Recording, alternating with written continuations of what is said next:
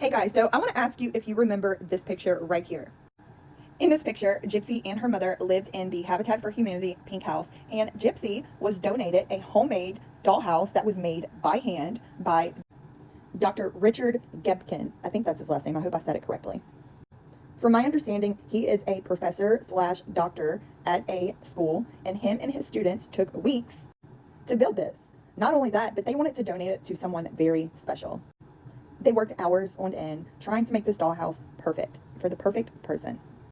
They set it up very nicely, built it piece by piece and by hand, and went down to even the very smallest details, as you can see.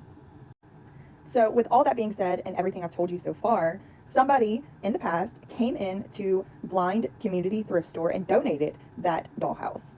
And one day, one of the students that was a student of Mr. Gepkin walked into the thrift store and seen the dollhouse that they had spent so many hours building. And he immediately called his professor and was like, probably, hey, your dollhouse that we all spent forever is sitting in a thrift store.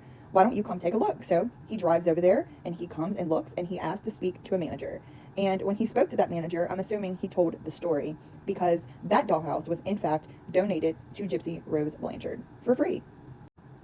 The actual owner of the thrift store made a post and said that you could literally see the emotions in his face when he was talking about this. I'm assuming that she meant when she said that just how disturbed or upset, maybe even hurt, that he could have possibly felt when he seen that dollhouse sitting in that thrift store, especially knowing the history behind what happened to Dee Dee from Gypsy.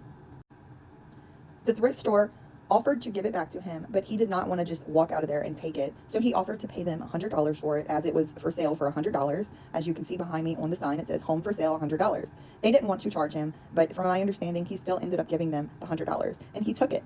And he said that he was going to find somebody that truly needed and deserved it.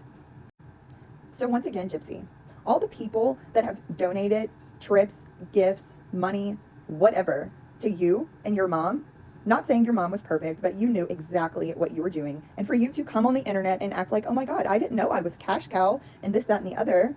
Girl, come on. People are hurt because of you. This little old sweet man that took time and hours and a community, not to mention his students, took the time and effort to build this dollhouse for you. Mind you, in that picture, she was like 22 years old or 23 years old, if I'm not mistaken, is what I read. So it was probably a year or two before the actual unaliving happened. You can look at the picture and tell Gypsy's clearly in her 20s in that picture. So it just makes me in complete disgust seeing that post this morning whenever I woke up and seen it on Reddit. Because what a shame.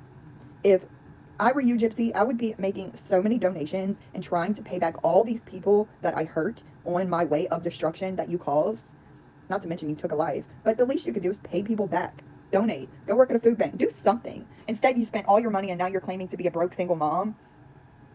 But yet, here you are going on vacations to the beach and getting nose jobs and blah, blah, blah.